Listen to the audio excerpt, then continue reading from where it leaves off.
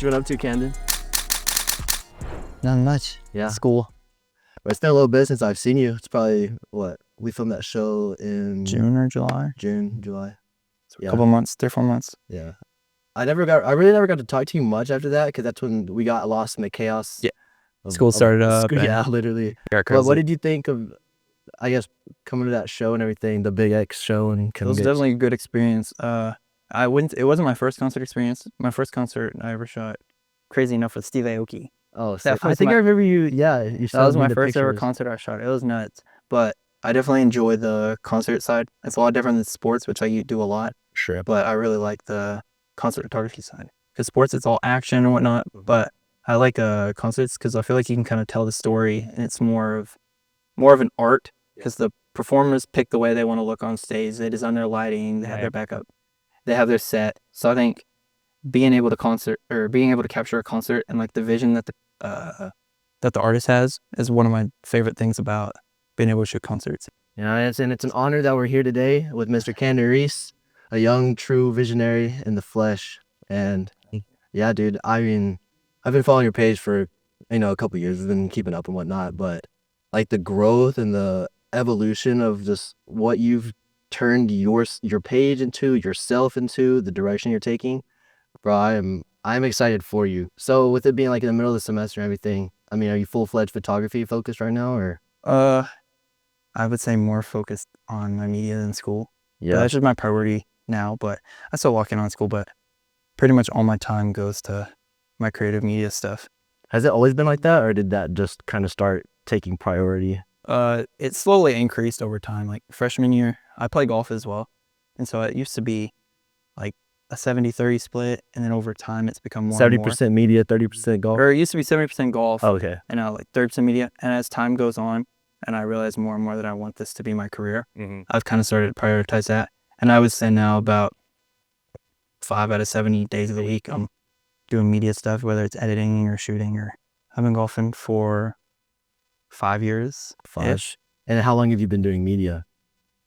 3. 3? Almost 3. I think it's 3. Yeah, like 3. What initially, I guess, got you into media? So in middle school, we had broadcast classes, and we were just filming with cheap little cameras, and we were producing stories on like stuff at my middle school. And I really liked it, and so I transitioned into that class in high school. And I always liked the media class, and it was what I wanted to do. But I knew the news side, or like covering packages, wasn't my thing. Covering packages? Like, kind of just like filming stories. Oh, yeah, like news coverage, yeah. like that stuff. I just knew, like, I liked it, but I knew it wasn't for me. And so we had a senior when I was a freshman, and he was doing hype videos and stuff. And I had always seen his work from afar, and I was like, this is sick, but I had never like seen him in real life. And I bumped into him one day at a basketball game, and I asked him if I could shadow. And then from there, I shot the first game I ever shot on my phone, edited it, and since then that's when I got There's a hype video on your phone? Yeah, I filmed the whole thing on my phone, and ever since then I got the bug. His name is Kenzo Hayda, and we're still really, really good friends now. He's probably one of my best friends, and he's one of my biggest mentors for sure. That's cool. So when did you make the big step to actually get a full frame mirrorless like camera to like professional grade stuff? So I actually started pretty early. I only filmed one game on my phone. My second game I ever filmed, I'm like, oh, I want to take this serious. And my parents invested in me, and they got a 6600. Solid. Which it's a pretty good camera. Oh yeah, I started with the 6300. It's a good line of cameras. So I started with that, and I shot on that thing for forever, like a year and a half. And then I borrowed an A7 III from our school, and I used that as my main camera. And then I think December, I finally bit the bullet, and I upgraded to an A7S III. And that's when I knew I wanted to do it full time right around when I was using the A7 III. Yeah. But once I got the money up enough, I was like, yeah, I'm going all in. For sure, bro. So like, how would you say that going from your phone to the camera, how has that affected your approach to the craft, to photography, just videography, everything, media? It opened up a lot. Definitely having a dedicated camera. Yeah. It makes you like have the urge to go out and shoot. I was trying to shoot everything, and even having your hands on a camera, you can do a lot, especially with phones nowadays. They're pretty good. They're good quality, but I think just being able to have an actual camera in my hands, kind of helped forced me to like learn. Yeah. I guess. I don't know. That may be a bad answer. Did you learn? Are you self-taught, or did you mostly learn through the classes here? Or? Kind of self-taught, but also I knew the basics from our classes here at Friendship. But I would say I learned a lot of the creative sports media side, talking through Kins, and I've had a bunch of good mentors such as like Brandon Bragger. He works for Tech. He's the head of a creative sports photography for Texas Tech Athletics. He's been a big mentor of mine on the photography side, and I've also learned a lot from YouTube. You can learn everything on YouTube. University, man. YouTube University is where I learned a lot. When I first started, I tried to bake a different transition into every single video. That way I was always learning, and I feel like that definitely helped me. Oh yeah. Looking ahead, where do you see your photography career going from here? You know, like you are relatively new, even though I would consider you a professional. I'm sure you consider yourself a professional, but from here on, like, where do you see things kind of going? So I'm a senior in high school this year, so unfortunately I got to start applying to colleges. That's the next step. But I plan on wherever I'm going. Ideally, I'd like to go to UT Austin. Yeah. Or if I'm not going there, I'm looking at a couple other colleges: University of Missouri, Oklahoma State, University of Florida, Texas Tech. So ideally, wherever I go, I want to join the creative intern team, and I'll go there while getting my degree in advertising. And because I've been thinking about it, and I don't want to get a media degree because it's becoming less and less valuable. I'd rather get my degree in advertising because I think that can help level up and set my work to the next craft. But I want to go to college, like I said, be a creative intern. And then my goal after that is to go and shoot for pro sports team to some level, whether or not it be football. Also, I have the urge. I kind of want to shoot golf. I feel like that'd be cool to go That'd do be sick. creative media for a golf team, photography, some PGA and stuff. That'd be fun. Oh yeah. So I'll go there for a couple years, and then my goal is to get a bunch of connections in the industry.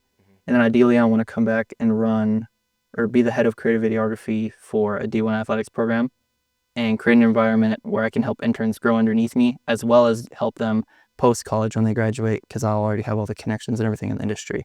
So with it being your senior year and everything, and you started media, I mean, roughly like pretty early into, as far as sports. I would say freshman year.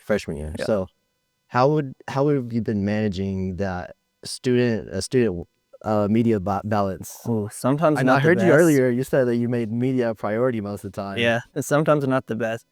I definitely pick. I'm in all advanced classes mostly, like GT or honors. Currently as a senior, I'm enrolled in 13 hours of dual credit, which is sick. 13 hours, but 13 you're basically hours. going to college already. I know. I think I'm gonna graduate with, what is it, like 41 hours? 44 hours I'll graduate with, so which is nuts. But definitely I pick the easier advanced classes, but I definitely make media a priority, which at times is good, and at times until you have an it's not, assignment due. Until I have an assignment where I procrastinate. But I would definitely say I don't regret any of it, because I wouldn't be where I am today had I not put a lot of my time and energy into media. Yeah. So what is it that makes you make media a priority over school? Well, I definitely know school is definitely a priority. It's always been. Ever since Of I was a kid. course, yeah. But I just see. I'm trying to think how I want to word this. Media, like, I know that's my future, and so I'm like, I'm young now while I have time, because next year, come college, when I become legally an adult and I have responsibilities, I gotta pay bills and everything, I don't have as much time to pour into it. But right now, I don't have endless time, but I pretty much have as much time as I want. Yeah. So definitely just knowing that that's my future and what I want to do, I think I make the maybe conscious or subconscious choice to just do what's better in the long run. Maybe as to now, my grades slip up a little bit, maybe not the best thing, but I know in the long run, I'm doing what'll set me up the most for success. Hopefully. Yeah. We'll see. It's kind of talking about the ideal career path, you know, talking about, you know, like having these interns and everything. What would you share with young creators that are wanting to get into the scene or already in the scene that they might not know? I mean, as far as just the whole sports photography, even just media in general. So I would say if you're just starting out, go out. I have two things. My first would be go out and shoot as much as you can. That's the best way you're going to learn. You're not going to learn sitting at home on the couch watching. I mean, you'll learn watching YouTube videos, but the best way I learned and got to where I am, I went out and I got the hands-on experience, because yes, you can't simulate that by not doing it. Bro, experience is the best teacher by 100%. far. So I would say go shoot as much as you can. It doesn't matter what you shoot. It doesn't matter if you shoot your dog, your brother, you go out and you Film or take film pictures. Yeah, or not film. shoot. Don't Film. shoot your dog. Don't shoot your dog. Film or take pictures or whatever you can. Just as much hands-on experience as you can. And then my other thing is don't be afraid to ask for help. That's my Yeah. biggest thing. I wouldn't be where I am today had I not asked for help from people who were better than me. I have a lot of great mentors, like I mentioned, Ken's especially. I wouldn't be here today without the help that I received from people who were better than me. So I would say, I know I'm repeating myself, but don't be afraid to ask for help. Even if you send a DM and you don't think they're going to answer you. I've sent so many DMs to people where I heard nothing, but you just keep DMing, asking for help. Yep. People, eventually someone will get back to you and help you. And that's one of the biggest things how you'll grow. Dude, you miss 100% of the shots you don't take. Right. Well, the worst thing you do, you DM them, you're like, hey, how do you do this? Either they don't answer, that's the worst thing that can happen, or the other worst thing that can happen, they can just be like, hey, I can't tell you. Okay, you can go ask somebody else who knows how to do it. Ooh, I like to say this, I always say there's enough meat on the bone for everyone to have a bite. For sure. I wouldn't be here today, like I had mentioned, without people who have helped me.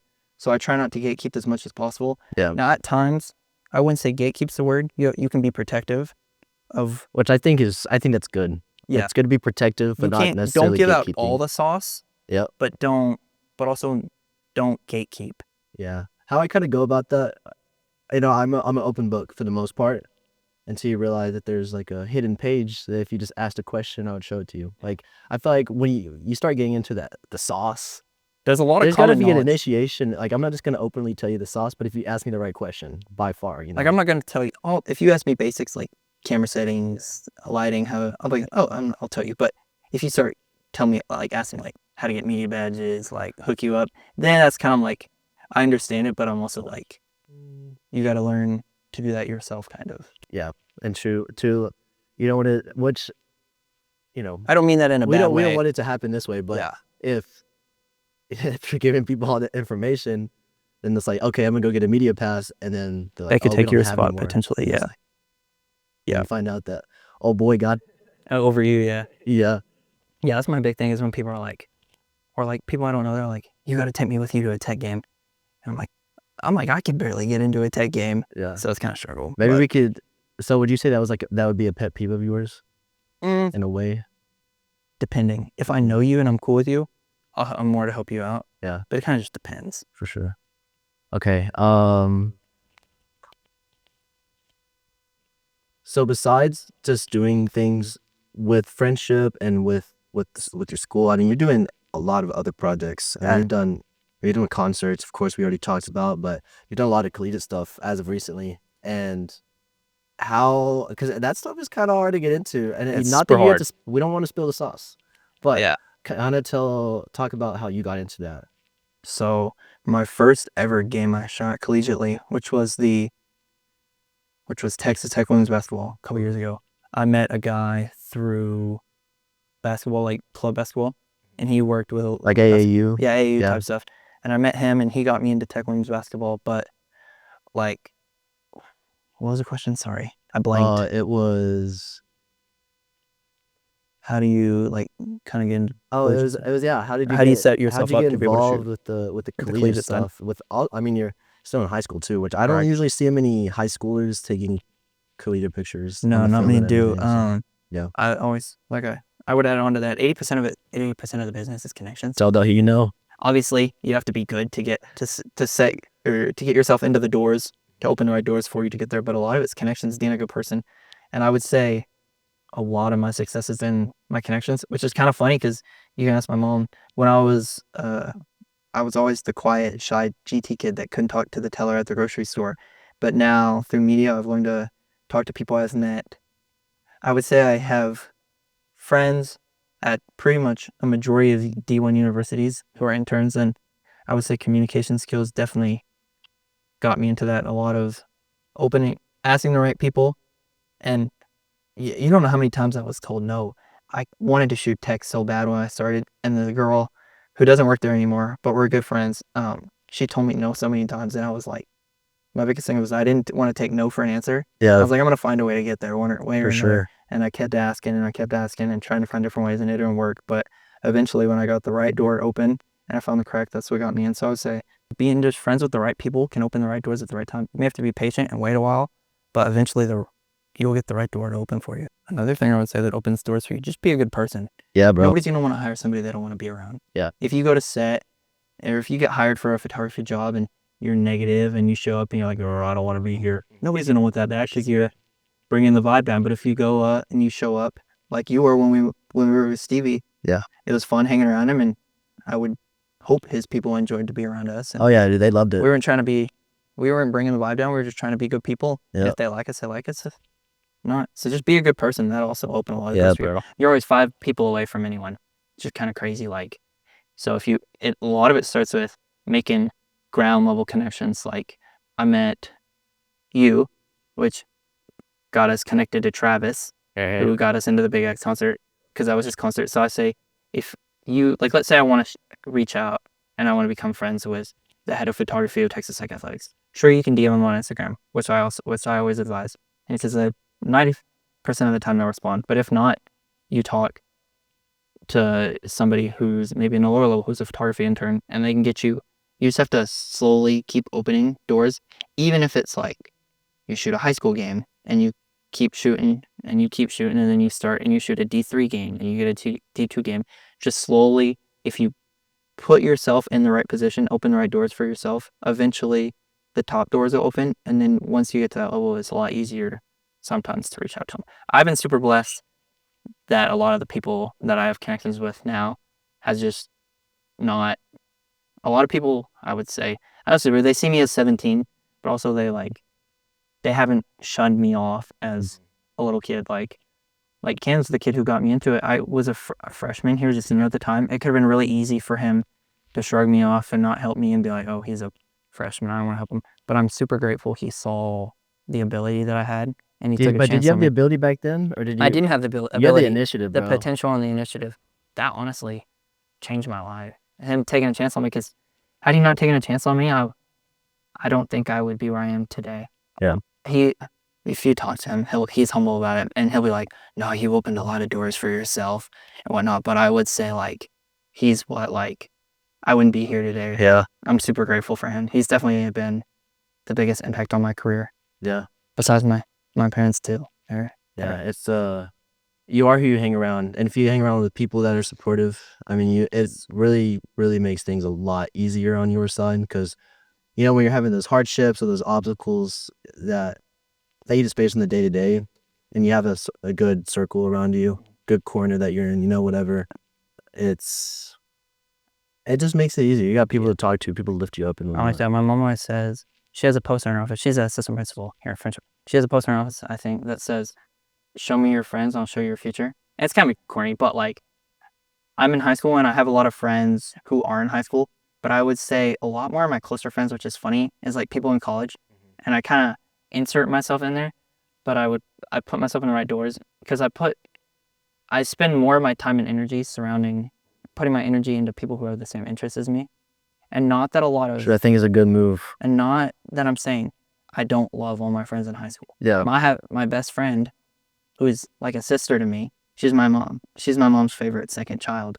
She's one of my best friends, but a lot of my time and energy I put into my friends who go to tech, just because there's not a lot of kids my age who, one, are like or as focused into media as me. There are a couple here at school. I won't doubt that, but the majority, I would say, aren't as, I would say some kids here at Friendship have their future planned out, but if you talk to a majority of the kids here, they don't have what they want to do laid out. You know what I mean? I mean, bro, most people, that's some stuff that people. Was that a bad answer? I wouldn't say so. I mean, dude, that's a life thing. Like, people are figuring out what they want to do 30, 40 years old, and then changing their mind when they're 50. Yeah. You know, so and no knock to that. I was just saying. Yeah. I just put a lot of my energy into people who have the same interest as me. Yeah. Because if I stay level and I'm at Friendship, not that I'm not the best person in the room, and I don't think that. But if you're the best person in the room as a metaphor, you're going to get comfortable and you're not going to want to grow. But if you put yourself in a room with people who are consistently better than you, and you're not the top dog, you're the bottom, you're going to be like, oh, I want to do what they do. And if you surround yourself with them, you have no other option but to get better. Yeah. You know what I mean? Definitely, so I'd bro. say another one of my biggest things is don't get complacent.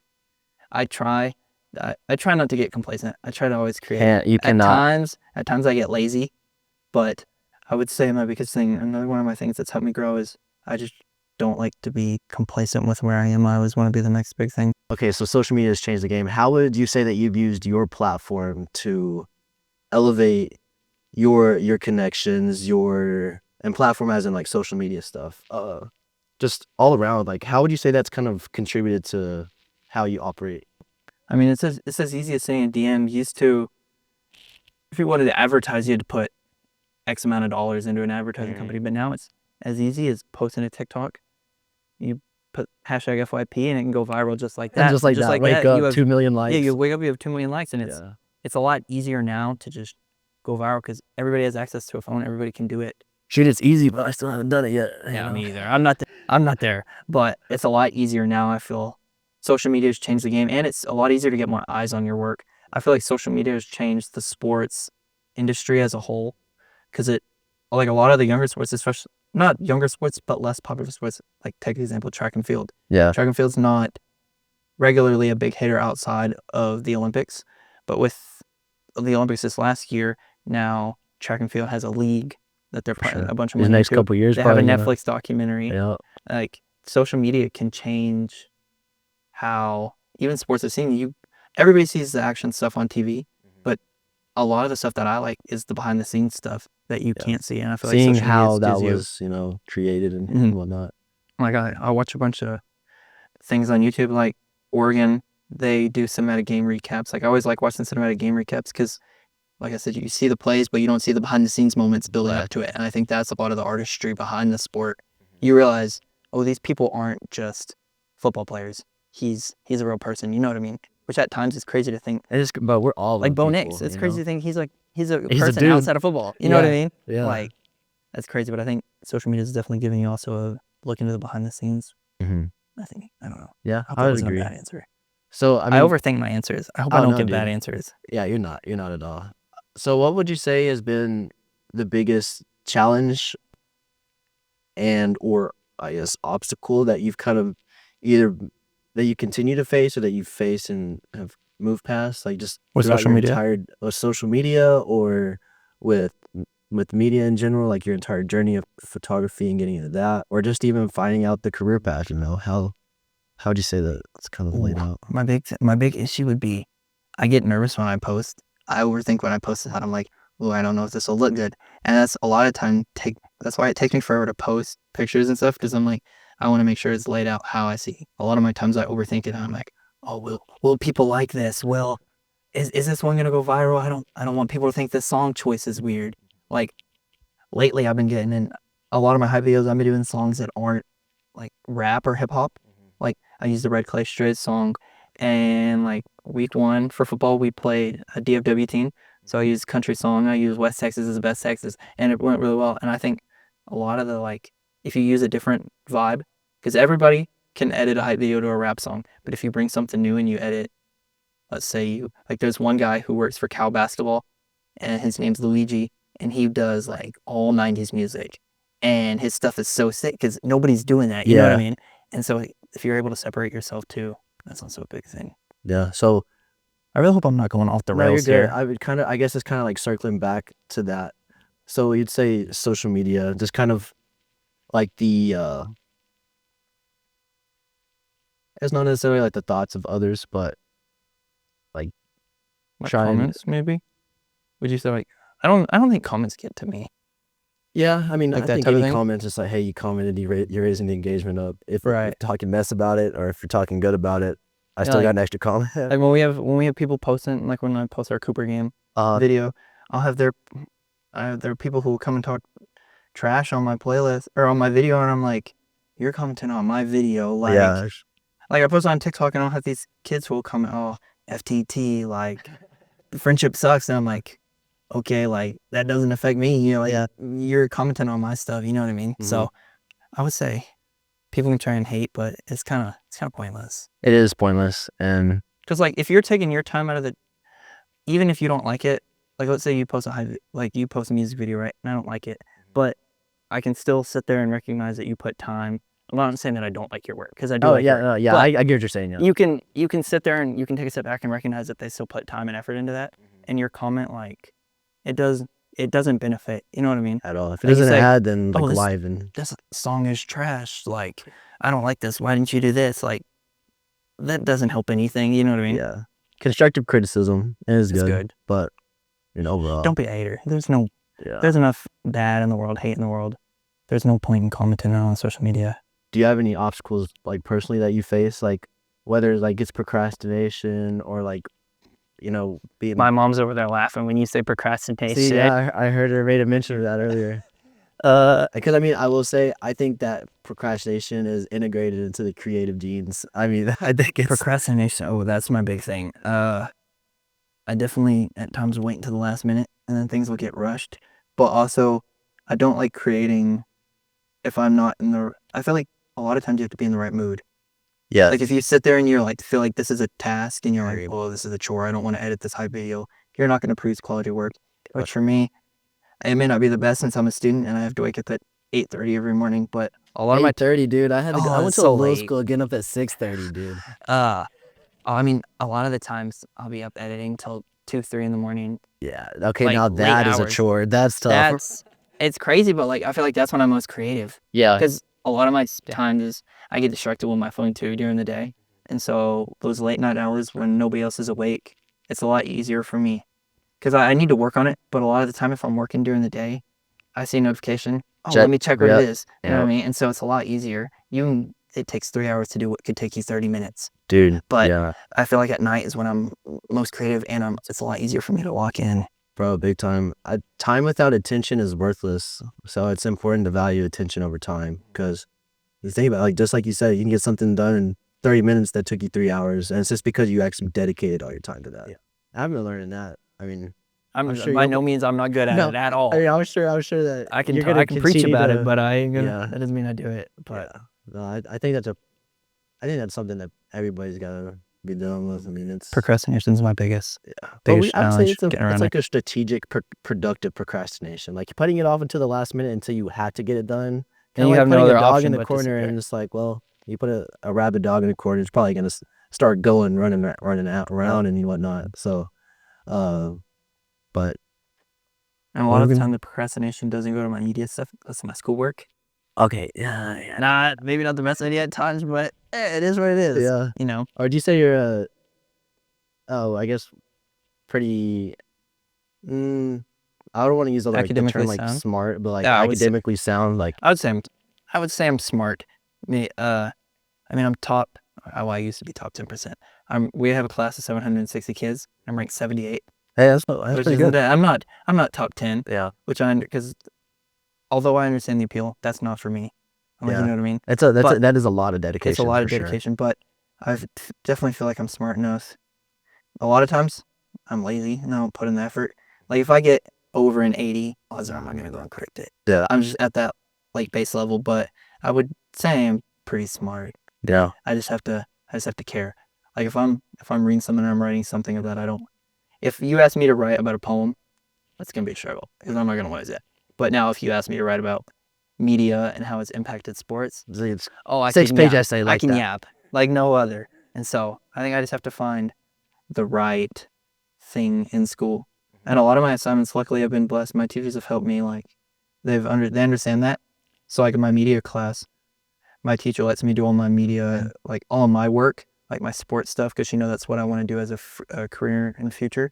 She lets me do that for a grade. Dude, which has that's been awesome. Super, That is super very helpful. helpful. So I yeah. go into class and I have 2 hours a day where I can work on editing videos or editing pictures or outreach and stuff Nice. like that. I feel like that's definitely been. That's very beneficial. The- Very. I'm super blessed. Mrs. Ariano trusts me the amount she does. Yeah. Sometimes she may trust me too much, but I'm super blessed for the trust that she has in me. All right. Out of everything that you've done so far, from A to Z, what would you say has been your favorite by far? I can't pick one because I have two. My heart's in two places. 1A would definitely be being a part of the friendship basketball program. Yeah. I'm super blessed that the coaches have kind of like taken me in under their wing, and they like I love football season and film and football, and those are my guys. And I'm gonna go to every single game. I'm there from summer workouts in June, No, 2 days. all the way, and then all right, 2 weeks before the school starts when they start practicing. They wake up at 6 a.m. I'm there at 6 a.m. too filming. And then I go with them all the way to the end of the playoffs, and I'll be there. And I'll be there at awards too. But I definitely my family is friendship basketball. That's my favorite thing I film. They played 30 games last year. I went to 28, and the only 2 I missed was one of them I got back from a football game late, so I wasn't able to go, and then the other one was we were on vacation. So I've been super blessed that the coaches trust me too. You probably were at more games than some of the players. Yeah, some games. So yeah. But and then we'll even go to all the preseason stuff too. Season starts this year on November 2nd in Wichita Falls, and we'll drive to Wichita Falls, and Nice. then over in December when we play in Dallas, I'll go to that tournament with them too. And so I say friendship basketball is my 1A.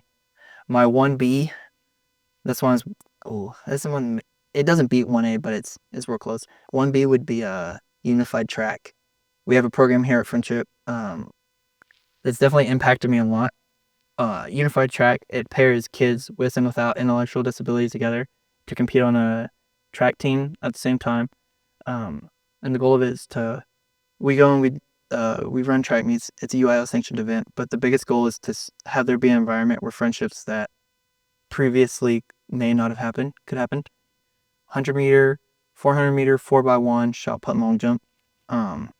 And being a part of that program all 4 years of friendship I would say has been my favorite part of high school. Yeah. It's brought me a lot of friendships that I may not have had previously, like I mentioned. Like my best friend, Mac Ebert. He has Down syndrome, but it doesn't matter. You walk into a room, he's the funniest person in the room. Being able to just be a part of that program and highlight these athletes and their success, and a lot of people in the hallways may laugh at them, and that really and it's like at that point, it's like going back to like the social media analogy, like it doesn't even bring any value. I hate to be vulgar, but that pisses me off like no other. Because I'm like, okay, they're not different than us. They just need a lot of extra help at times, and that's okay. And so Unified has had the biggest impact on me. I know it's had a good impact on our student body, but just being able to be there with all my friends, and I would say it's more than just a track team. I would say it's a family. Yeah, bro. I mean, that's really changed. Like it's adding a lot to I guess like to the table, you know, like you're over here and you're taking initiative into like making an impact on others. And that's my favorite thing I do all year. Yeah. I would say. And then tech football is fun, obviously, being able to be down there. But yeah, friendship basketball or unified track, being a part of our special needs programs had the biggest impact on me.